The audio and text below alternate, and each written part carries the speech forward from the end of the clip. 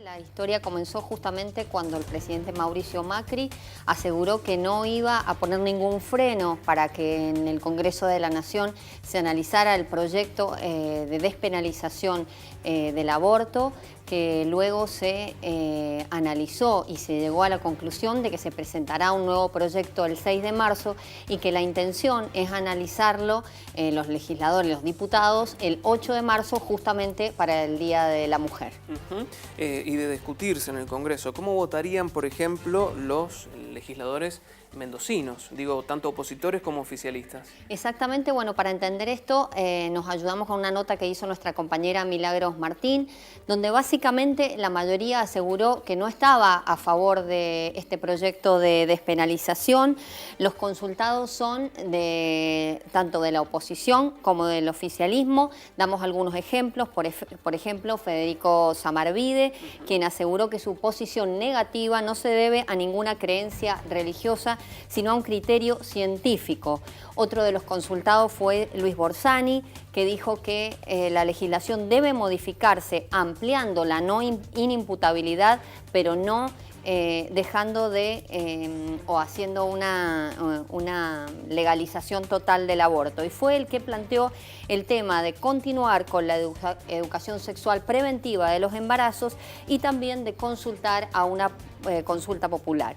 Otro de los oficialistas que hablaron fue Claudia Najul, recordemos la ex ministra de Salud de la provincia, y Luis Petri, que expresaron sus posiciones que están en contra de este proyecto de ley. Ya lo había dicho Najul, recordemos cuando era ministra de Salud, ¿no? Exactamente, también ya lo dijo en ese momento y ha sostenido su posición. Y también José Luis Ramón, del Partido Intransigente, sí, quien ya desde su campaña aseguró que iba a estar en contra de esta votación. Además, Ramón por ahí agregó también algunos condimentos. Dijo que en realidad esto es una pantalla de humo frente a otras cuestiones económicas que tienen que ver con los aumentos que hemos registrado los argentinos en este último mes, ¿no? Exactamente, y también en ese sentido y en la misma línea llevó la voz cantante el diputado justicialista Carmona, quien justamente aseguró esto, que es bueno que se dé el debate, pero que la intención del gobierno, según el punto de vista de la oposición, es justamente que no se hable de los recortes a los trabajadores, de la marcha que lideró Moyano y de los inconvenientes económicos que hay en el país. Vamos a lo legal, a la ley. ¿Qué dice la ley actual? ¿En qué casos se puede llevar a cabo esta práctica? Bueno, recordemos que en nuestro Código Penal el aborto es no punible en algunos casos, solamente cuando está en riesgo la vida o la salud de la mamá, y también en los casos de violación. Y cuando el embarazo es producto de una violación. Y recordemos en este sentido que en el 2014 la Corte Suprema de Justicia de la Nación hizo una interpretación justamente de uno de los incisos de este artículo en que está contemplado el aborto no punible y dejó en claro que el aborto no punible incluye a todos los casos de violación, no solamente cuando las mujeres son consideradas, o en ese momento era considerado en la letra del código, como dementes o idiotas. Y los jueces en ese fallo, que firmaron todos en unanimidad, dieron algunas precisiones importantes. La primera es que no es punible el embarazo en todos los casos de violación. La segunda es que los médicos no deben requerir autorización judicial sino la declaración jurada de la víctima. Y la tercera, aseguraron que los jueces tienen la obligación de garantizar derechos y su intervención no puede convertirse en un obstáculo para ejercerlos. Y finalmente exhortaron a las autoridades nacionales y provinciales a implementar y hacer operativos de protocolos para que los hospitales y los médicos, los profesionales, sepan exactamente cómo actuar en estos casos. Bien, hablando, Vero, de las autoridades en el ámbito nacional, la ministra de la Nación de Salud justamente se refirió a este tema. Vamos a ver lo que decía.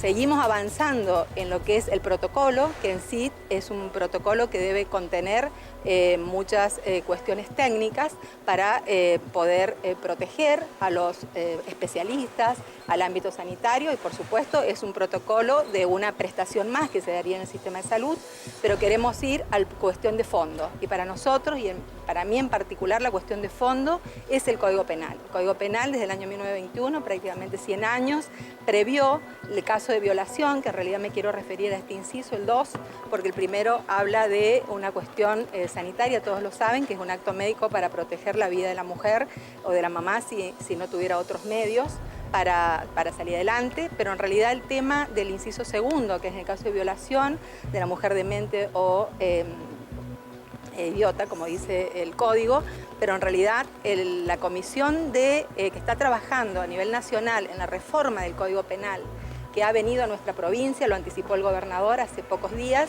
ya en ese proyecto se contempla la modificación de la normativa de fondo, que es el Código Penal. Y el Código Penal en realidad es de incumbencia nacional, no provincial.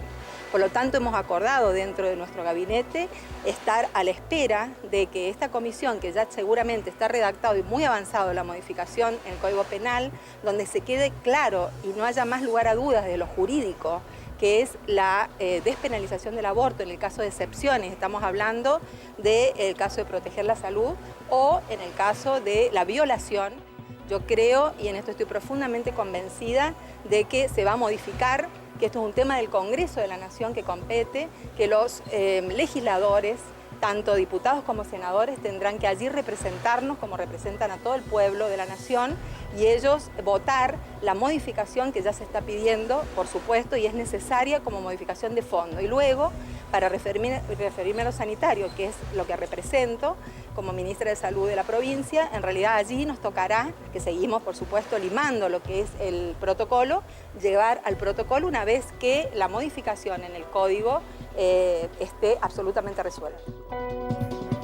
Bueno, allí estaba la ministra de Salud de la provincia de Mendoza refiriéndose a este tema. Ahora, cuando hablamos del fallo, cuando hablamos de este protocolo, ¿qué pasa en la provincia de Mendoza? ¿Se aplica? Bueno, en Mendoza recordemos que después del fallo de la Corte, el Ministerio de Salud de la Nación hizo un protocolo y conminó a las provincias a que hicieran algo parecido para que lo tomaran como un protocolo ejemplificador.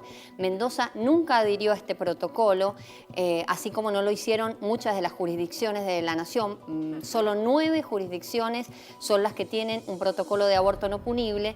Mendoza no lo tiene y justamente lo que plantea la ministra ahora es que van a seguir esperando hasta que se adecue el Código Procesal Penal, que recordemos está habiendo un proyecto de modificación del código, entonces dice, hasta que no esté eso de fondo, nosotros no vamos a tener un protocolo, que es un poco contra lo que han ido todas los colectivos de mujeres, porque justamente lo ven como una tardanza más en este tema, cuando ya la Corte sentó jurisprudencia al decir que debíamos tener un protocolo todas las provincias. Bien, rápidamente, Vero, datos de abortos clandestinos en nuestro país. Bueno, decir que esta información, la fuente es un informe que se llama Situación del aborto en la Argentina, del Centro de Estudios Legales y Sociales de 2016, que se elaboró en base a información oficial del Ministerio de Salud.